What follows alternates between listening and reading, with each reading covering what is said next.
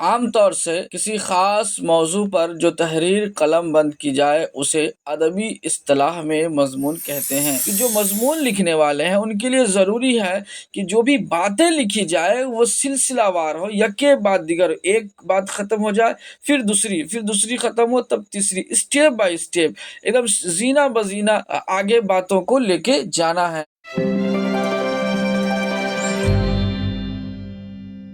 پیارے ناظرین، سلام و سنون، امید ہے آپ خیریت سے ہوں گے۔ آپ کے اپنے یوٹیوب چینل نورانی کلاسز میں ہم استقبال خیر مقدم کرتے ہیں۔ اس سے پہلے والے ویڈیو میں ہم نے دیکھا کہ مضمون کسے کہتے ہیں اور مضمون کے کتنے اقسام ہیں۔ اب ہم آج مضمون لکھنے والے خواجہ حسن نظامی کے بارے میں جانیں گے اور یہ معلومات حاصل کریں گے خواجہ حسن نظامی کون ہیں اور خواجہ حسن نظامی کی حالات زندگی سے ہماری آج واقفیت ہوگی۔ آئیے ہم شروع کرتے ہیں اور چلتے ہیں خواجہ حسن نظامی کے بارے میں جانکاری حاصل کرتے ہیں۔ خواجہ حسن نظامی، یہ خواجہ حسن نظامی حضرت سید بدر الدین اسحاق کی اولاد ہیں۔ حضرت اسحاق حضرت بابا فرید الدین مسعود گنج شکر کے ممتاز خلیفہ، داماد اور خادم خاص تھے، یعنی کہ خواجہ حسن نظامی حضرت سید بدر الدین اسحاق کی اولاد میں ہیں۔ یعنی کہ اگر دیکھا جائے خواجہ حسن نظامی کے بارے میں تو خواجہ حسن نظامی کے دادا پردادا میں سے ایک ایسے بھی شخص ہیں جن کا نام حضرت سید بدر الدین اسحاق ہیں۔ اب یہ حضرت سید بدر الدین اسحاق ہیں کون اور ان کا نام کیوں ذکر کیا گیا ہے تو اس کا معاملہ آگے دیکھیے۔ کہتے ہیں کہ یہ حضرت سید بدر الدین اسحاق جو ہیں یہ حضرت بابا فرید الدین مسعود گنج شکر کے ممتاز خلیفہ، ممتاز کہتے ہیں جسے ایک زبان میں اعلیٰ کہہ دیا جائے یا ایک زبان میں بیسٹ یا بالکل قریب نیئرسٹ کہا جائے، جو خلیفہ تھے وہ حضرت سید بدر الدین اسحاق تھے۔ کن کے خلیفہ تھے تو حضرت بابا فرید الدین مسعود گنج شکر کے۔ یہ خلیفہ کیا ہوتا ہے تو میں آپ کو بتاؤں، جو خلیفہ کا مطلب یہ ہے کہ اگر کوئی شخص کسی پوسٹ پر ہے، کسی عہدے پر ہے اور ان کے انتقال کے بعد یا ان کے نہیں رہنے کے بعد جو کوئی اس پوسٹ کو سنبھالے، جو کوئی اس عہدہ کو سنبھالے، جو کوئی اس ذمہ داری کو اٹھائے، اسے خلیفہ کہا جاتا ہے۔ تو حضرت بابا فرید الدین مسعود گنج شکر، یہ ان کا حضرت نظام الدین اولیاء کے سلسلہ سے یہ ایک بزرگ ہیں۔ ان کے خلیفہ یعنی ان کے بعد اگر کوئی ان کے جگہ پر کام کرنے والے یا ان کے بعد اگر کوئی ان کی ذمہ داری کو سنبھالنے والے تو وہ تھے حضرت سید بدر الدین اسحاق، یہ ان کے ممتاز خلیفہ تھے۔ اور اس ایک اور بات یہ تھی کہ خلیفہ تو تھے ہی، ساتھ ساتھ میں وہ داماد بھی تھے اور خادم خاص بھی۔ خادم کہتے ہیں نوکر کو، جو خدمت کرنے والے ہوتے ہیں انہیں خادم کہا جاتا ہے۔ یعنی کہ ان کے ساتھ 3 رشتہ کا جڑاؤ تھا۔ کون کون؟ تو ایک تو وہ ممتاز خلیفہ تھے، ایک اچھے خلیفہ اور ایک بہت قریب رہنے والے خلیفہ تھے، اور دوسرا یہ کہ وہ داماد بھی تھے، یعنی حضرت بابا فرید الدین مسعود گنج شکر کی جو صاحبزادی تھی، جو شہزادی تھی، ان کی شادی حضرت سید بدر الدین اسحاق سے ہوئی تھی۔ تو اس لحاظ سے حضرت بابا فرید الدین مسعود گنج شکر کے وہ داماد ہوئے، اور اس کے ساتھ ساتھ وہ خادم خاص بھی تھے، یعنی کہ اپنے ساتھ جو خدمت کرنے والے لوگوں کو رکھتے تھے ان میں وہ خاص آدمی تھے۔ اس کے بعد کہتے ہیں کہ یہ حضرت نظام الدین اولیاء کی روحانی تربیت کا ان میں اہم حصہ شامل ہے۔ یعنی یہ کہنے کا ہے کہ حضرت سید بدر الدین اسحاق یہ ایسے شخص تھے جن کی تربیت اگر روحانی طور پر دیکھا جائے تو حضرت نظام الدین اولیاء سے ان کی تربیت ہوئی تھی۔ اب چلیے آگے چلتے ہیں۔ حضرت خواجہ حسن نظامی کی پیدائش دسمبر کے مہینے میں سال 1878 میں جگہ کا نام ہے اندرون کوٹ بستی حضرت نظام الدین اولیاء میں ہوئی، یعنی کہ جو جگہ ہے حضرت نظام الدین اولیاء تو ایک بزرگ کا نام ہی ہے، لیکن ان کے آس پاس کا جو علاقہ ہے اسے بھی نظام الدین اولیاء علاقہ یا محلہ کہا جاتا ہے۔ کہتے ہیں اسی محلے میں، یعنی کہ جس محلے کا نام حضرت نظام الدین اولیاء ہے، وہی اندرون کوٹ بستی ایک محلہ اور ایک علاقے کا نام تھا، وہیں حضرت خواجہ حسن نظامی کی پیدائش ہوئی۔ حضرت خواجہ حسن نظامی کی پیدائش دسمبر 1878 میں ہوئی۔ کہتے ہیں کہ یہ جو اندرون کوٹ بستی، یہ ان کا آبائی مکان اسی علاقے میں تھا۔ والدین یعنی ماں باپ نے ان کا نام قاسم علی رکھا۔ ناظرین اکرام یہ یاد رکھیں گے، آبجیکٹو میں اسے پوچھا جاتا ہے کہ ان کا نام ان کے والدین نے یعنی ان کے ماں باپ نے کیا رکھا تھا، تو ان کا نام قاسم علی تھا۔ کہتے ہیں لیکن ان کے ماموں انہیں علی حسن کہہ کر کے پکارتے تھے، یعنی کہ ایک نام تو ان کے ماں اور باپ یعنی کہ والدین نے نام ان کا رکھا قاسم علی۔ کن کا نام رکھا؟ خواجہ حسن نظامی کا نام قاسم علی رکھا، لیکن خواجہ حسن نظامی کے جو ماموں تھے انہوں نے خواجہ حسن نظامی کا نام علی حسن رکھا۔ کیا نام رکھا؟ علی حسن رکھا۔ کہتے ہیں لیکن پھر تیسرے نام یہ خواجہ حسن نظامی کہاں سے نام آیا؟ تو کہتے ہیں یہ نام علامہ اقبال نے انہیں خواجہ حسن نظامی لکھنا شروع کیا، یعنی کہ خواجہ حسن نظامی کو خواجہ حسن نظامی نام سے جو شہرت ملی اور جو ہم لوگ جانتے ہیں، یہ نام علامہ اقبال، ڈاکٹر اقبال نے لکھنا شروع کیا۔ اسی کی وجہ سے آج ہم اور آپ علی حسن یا قاسم علی کو آج خواجہ حسن نظامی کے نام سے جانتے ہیں، یہ علامہ اقبال کے ہی لکھنے کا نتیجہ ہے۔ کہتے ہیں کہ یہ اسی نام سے مشہور ہو گئے، یعنی کہ خواجہ حسن نظامی جو ہیں یہ اپنے والدین کے نام سے یا اپنے ماموں کے نام سے نہیں، بلکہ علامہ اقبال کے نام خواجہ حسن نظامی کا دیا ہوا نام سے ہی وہ مشہور ہوئے۔ کہتے ہیں خواجہ صاحب کے والد یعنی خواجہ حسن نظامی کے والد کا نام تھا سید عاشق علی نظامی تھا۔ کیا نام تھا؟ سید عاشق علی نظامی تھا۔ اب کہتے ہیں کہ ان کی والدہ جن کا نام سیدہ چہیتی بیگم تھا۔ کیا نام تھا؟ سیدہ چہیتی بیگم۔ کہتے ہیں خواجہ حسن ابھی کم سن تھے، کم سن کا مطلب کم عمر کے تھے، ان کی عمر کم تھی، اسی وقت ان کے والدین کا انتقال ہو گیا، یعنی چھوٹے سے عمر میں ہی ان کے والد بھی اور ان کی والدہ بھی، ان کے ماں بھی اور ان کے والد یعنی ان کے ابو بھی انتقال کر گئے۔ ان کے بڑے بھائی جن کا نام تھا سید حسن علی، دیکھیے ان کے جو بڑے بھائی تھے ان کا نام تھا سید حسن علی، اسی نسبت سے ان کے ماموں نے نام کو الٹ دیا اور نام رکھا علی حسن۔ یہ یاد کرنے کے لیے بھی ایک اچھا طریقہ ہے، یعنی اگر آپ کو علی حسن یاد ہو جائے تو ان کے بڑے بھائی حسن علی کا نام یاد ہو جائے گا، اور اگر ان کے بڑے بھائی کا نام یاد ہے آپ کو حسن پہلے علی بعد میں، تو ان کا نام یاد ہو جائے گا کیونکہ ان کے نام میں علی پہلے ہے اور حسن بعد میں ہے۔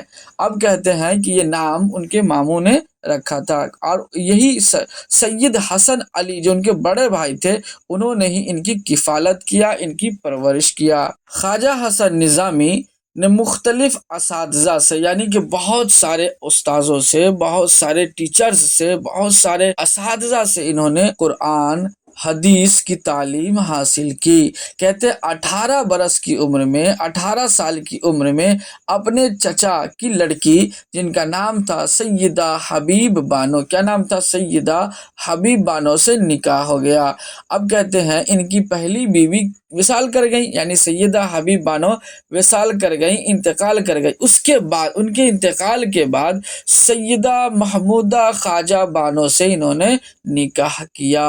خواجہ خواجہ صاحب یعنی خواجہ حسن نظامی صاحب کی ابتدائی زندگی، شروعات والی زندگی بڑی پریشانیوں میں گزری۔ ظاہر سی بات ہے ان کی کم سنی کی عمر میں، ان کی چھوٹی سی عمر میں ہی ان کے ماں اور باپ دونوں انتقال کر جاتے ہیں۔ ان کے بڑے بھائی ان کی کفالت کرتے ہیں، ان کی پرورش کرتے ہیں۔ ظاہر سی بات ہے جب ان کے والدین انتقال کر گئے تو ان کے بڑے بھائی کے بھی والد انتقال کر گئے۔ اب جن کے سر سے ماں باپ کا سایہ ختم ہو جائے، اب سوچا جائے کہ ان کے اوپر کتنی پریشانیاں آئی ہوں گی، کتنی مشکلیں آئی ہوں گی۔ ان کے بڑے بھائی نے کس شفقت کے ساتھ، کس مہربانی کے ساتھ ان کی پرورش کیا ہوگا، اور بڑی دکھ اور تکلیف کے ساتھ انہوں نے اپنی زندگی گزاری۔ شروعات کی زندگی ان کی پریشانیوں میں گزری۔ کہتے ہیں انہوں نے حلقہ نظام المشائخ اور رسالہ نظام المشائخ کی بنیاد ڈالی، یعنی دو چیزوں کی انہوں نے بنیاد ڈالی۔ بنیاد ڈالنے کا مطلب شروع کیا۔ ایک حلقہ نظام المشائخ، حلقہ بولتے ہیں جس میں چند لوگ بیٹھ کر کے اللہ تعالیٰ کا ذکر کرتے ہیں، تو انہوں نے اس ذکر کے حلقہ کو، یعنی کہ اس لوگوں کے بیٹھنے کے مجلس کا نام رکھا حلقہ نظام المشائخ۔ کیا نام رکھا؟ حلقہ نظام المشائخ نام رکھا۔ اور انہوں نے حضرت نظام الدین اولیاء کے ہی نام سے اور رسالہ نظام المشائخ کی بنیاد ڈالی، یعنی شروع کیا۔ رسالہ کہتے ہیں یعنی ایک ہفتہ وار رسالہ ہوتا ہے، ایک مہینہ کا ہوتا ہے۔ رسالہ کا مطلب ایک طرح کے میگزین یا ایک طرح کے کتاب ہوتی ہے جو چھوٹی سی کتاب ہوتی ہے، اور جو مہینے میں یا ہفتے میں نکالی جاتی ہے۔ اس میں بہت سارے رائٹرز کے لکھے ہوئے مضمون ہوتے ہیں، بہت ساری تحریریں ہوتی ہیں، بہت سارے ٹاپک پر بات کیے ہوئے تحریریں ہوتی ہیں۔ ان کو کتابی شکل میں، ایک پتلی سی کتابی شکل میں دے کر کے جو چھاپی جائے اور ہفتہ میں یا مہینہ میں جو نکالی جائے اسے رسالہ بولتے ہیں۔ تو انہوں نے یعنی کہ خواجہ حسن نظامی نے نظام المشائخ نام کا ایک رسالہ جاری کیا، اور کہتے ہیں اپنے احباب کے ساتھ یعنی اپنے دوستوں کے ساتھ مل کر کے درگاہوں، خانقاہوں کی اصلاح کا بیڑا اٹھایا۔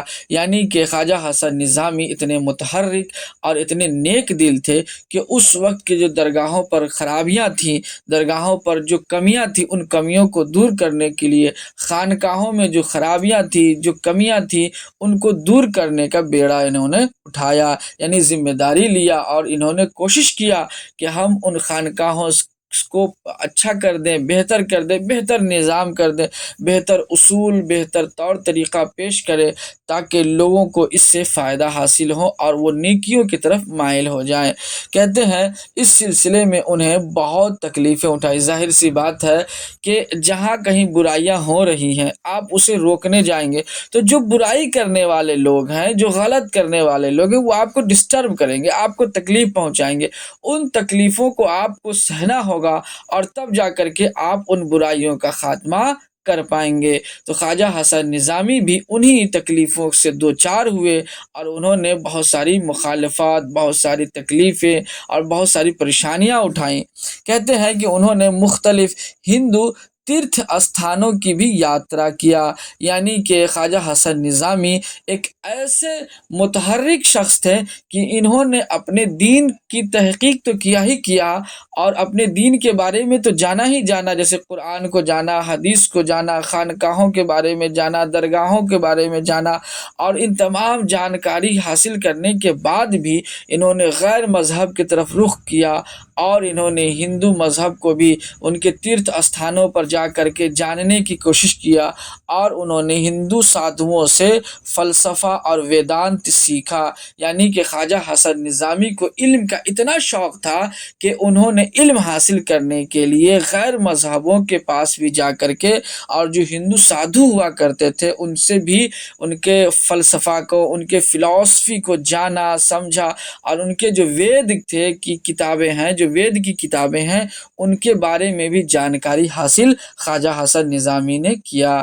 کہتے ہیں کہ خواجہ حسن نظامی نے 200 سے زیادہ کتابیں لکھی۔ ظاہر سی بات ہے کہ انہوں نے قرآن کو جانا، حدیث کو جانا، خانقاہوں کے بارے میں جانا، صوفی کسے کہتے ہیں، صوفیزم کے بارے میں انہوں نے جانا، اور پھر غیر مذہبوں کے تیرتھ استھانوں پر جا کر کے علم حاصل کیا، سادھوؤں سے علم حاصل کیا، ان کے فلسفی کو جانا، ان کے ویدوں کو جانا۔ اور جن کے پاس اتنا سارا علم ہو، وہ ظاہر سی بات ہے کہ وہ تو کتاب لکھیں گے ہی، اور ایک دو کتاب نہیں بلکہ 200 کتابوں کو لکھنے والے خواجہ حسن نظامی ہیں۔ کہتے ہیں کہ ہر جگہ زبان نہایت سادہ استعمال کی، یعنی کہ ان کی جو تحریریں ہیں، خواجہ حسن نظامی کی جو تحریریں ہیں، جس میں بہت ضخیم لفظ، بہت بھاری بھرکم اور بہت جٹل لفظوں کا استعمال نہیں کیا گیا، بلکہ ایک عام بول چال، ایک آسان لفظوں کا سہارا لیتے ہوئے، آسان باتوں کا سہارا لیتے ہوئے خواجہ حسن نظامی نے اپنی تحریروں کو لکھا ہے، اپنی تحریروں کو تحریر کیا ہے۔ کہتے ہیں صحافی کی حیثیت سے بھی انہوں نے بڑا نام پیدا کیا، یعنی ابھی آپ کو ہم نے اوپر بتایا نا، یہ آپ کو ہم نے بتایا اس مضمون کے بارے میں، آپ کو ہم نے بتایا کہ مضمون میں صحافی لوگوں نے بھی اس پر زور آزمائی کیا، تو صحافت سے بھی تعلق رکھتے تھے کون؟ خواجہ حسن نظامی، یعنی میڈیا سے بھی تعلق رکھتے تھے۔ اس وقت تو مجھے امید ہے کہ الیکٹرانک میڈیا نہیں رہا ہوگا، لیکن اس وقت الیکٹرانک میڈیا نہیں ہو لیکن پیپر والا تو ضرور موجود تھا۔ پیپر کے ذریعے سے اخبار چھپتے تھے اور لوگوں تک یہ خبریں جاتی تھی کہ دنیا میں کیا ہو رہا ہے، یہ سب چیزیں، تو وہ صحافت سے بھی تعلق رکھتے تھے، اور اس صحافت کی فیلڈ میں، صحافت کی دنیا میں انہوں نے بڑا نام کیا ہے، یہ اس کتاب میں ذکر ہے۔ کہتے ہیں کہ روز نامچے اور قلمی چہرے تو ایک طرح سے ان کی ایجاد ہے۔ روز نامچے کا مطلب ڈیلی کے جو خبریں ہوتی تھی، ڈیلی کے جو اخبار ہوتے تھے، یہ اس میں انہوں نے نام کمایا، اور سمجھے اگر سمجھا جائے تو ڈیلی کے جو اخبارات ہوئے یا روز نامچے نام کر کے جو بھی چیزیں شائع ہوتی تھی، اس کے ایجاد کرنے والے خواجہ حسن نظامی ہیں۔ اور قلمی چہرے کا مطلب قلم سے لکھ کر کے جو باتیں کہی جائے وہ سب کے سب قلمی چہرے میں شامل ہو جاتے ہیں۔ کہتے ہیں کہ 1857 کا انقلاب کافی مشہور ہے، اور مرزا فرحت اللہ بیگ صاحب کے بھی خاندان کا متاثر ہونے کا ذکر 1857 کے ہی اس انقلاب سے ملتا ہے۔ اب کہتے ہیں 1857 سے متعلق ان کی کتابیں پڑھیے تو دل تڑپ اٹھتا ہے۔ ظاہر سی بات ہے، خواجہ حسن نظامی کی کتابیں اگر آپ بھی پڑھیں گے ناظرین کرام، تو آپ کی بھی آنکھیں اشک بار ہو جائیں گی، آپ کا بھی دل روئے گا، کیونکہ انہوں نے جو لکھا وہ بہت حقیقت سامنے رکھ دیا، اور انہوں نے بتایا کہ جس وقت 1857 کا انقلاب ہوا اور اس میں بہت سارے علماء، بہت سارے مسلمانوں کو قتل عام کیا گیا، یہاں تک کہ کہا جاتا ہے کہ جامع مسجد دہلی سے لے کر کے اور لاہور کے روڈ تک کے جتنے بھی سڑک کے کنارے درخت تھے، ان درختوں پر علماء اور مسلمانوں کے سر لٹکائے گئے تھے، اور انگریزوں نے مسلمانوں پر اتنا ظلم ڈھایا تھا اور علماء پر اتنا ظلم ڈھایا تھا، اس کی کہانی خواجہ حسن نظامی لکھتے ہیں اور قارئین کرام کو بتانے کی کوشش کرتے ہیں۔ کہتے ہیں کہ انہوں نے شری کرشن پر بھی زخیم کا مطلب موٹی کتاب لکھی۔ حضرت نظام الدین اولیاء کی سوانح بولتے ہیں، کسی کی زندگی کے بارے میں، کسی کی حالات زندگی کو اگر کوئی لکھے تو اسے سوانح کہتے ہیں۔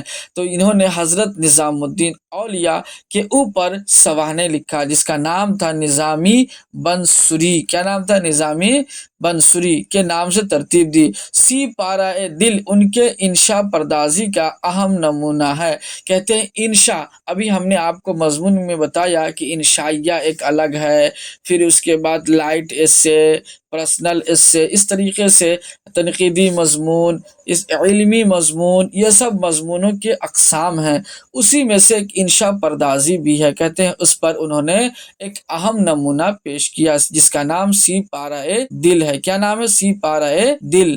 کہتے ہیں 31 جولائی 1955 کو ان کا انتقال ہو گیا۔ خواجہ حسن نظامی کا انتقال 31 جولائی 1955 کو ہے۔ انہوں نے اپنی قبر بستی حضرت نظام الدین اولیاء میں 50 سال قبل، یعنی قبل مانے پہلے 50 سال پہلے ہی حضرت خواجہ حسن نظامی نے اپنی تیار کرا رکھی تھی، اور اسی میں وہ دفن ہوئے۔ یہ ہوتے ہیں نیک دل اور نیک لوگوں کی باتیں، وہ اپنی قبر کی تیاریاں اپنی زندگی میں ہی کر کے رکھتے ہیں۔ تو یہ دو طریقے سے اس میں سبق حاصل کرنے والی بات ہے، ایک تو قبر تیار کر کے رکھنا، کہ اس قبر کو جب जब वो देखते थे तब तब उन्हें याद आता रहा होगा कि मुझे इसी कब्र में दफन होना है और मुझे मरना है, इसलिए मुझे आक़िबत का भी ख़याल रखना है, मुझे आखिरत का भी ख़याल रखना है, मुझे गुनाहों से भी बचना है। ये मौत को याद करने का एक तरीक़ा था जो उन्होंने तैयार करा करके रखा था, और उन्होंने वो कब्र को देखते थे और फिर उनको याद रहता था कि मौत आनी है और मुझे मर जाना है। 31 जुलाई 1955 को ख्वाजा हसन निज़ामी इंतकाल कर गए। तो नाज़रीन इकराम, ये थे ख्वाजा हसन निज़ामी की हालात ज़िंदगी। इसके बारे में हम लोगों ने जानने की कोशिश किया, और मुझे उम्मीद है कि आपको आसानी के साथ बड़े डिटेल्स में आपको समझ में आ गया होगा, और ये मुझे उम्मीद है कि ये फ़ायदा आपको ज़रूर देगा। और एक रिक्वेस्ट करेंगे कि आप हमारे इस वीडियो को देखें, और देखने के बाद जो भी आपको लगे कि इसमें कमेंट करना है, आप ज़रूर कमेंट कर सकते हैं। हम कोशिश करेंगे कि आपके कमेंट का जवाब दें, और अपने दोस्तों में, अपने रिश्तेदारों में, अपने चाहने वालों में, और जिनको ये ज़रूरत है उन तक आप इस वीडियो को पहुँचाइए, शेयर कीजिए, और हमारे चैनल को सब्सक्राइब, लाइक, शेयर ज़रूर करिए। फिर अपने दोस्त बद्र आलम शमसी को इजाज़त दीजिए। इंशाअल्लाह ताला फिर अगली वीडियो में हमसे मुलाकात होगी। अस्सलामु अलैकुम।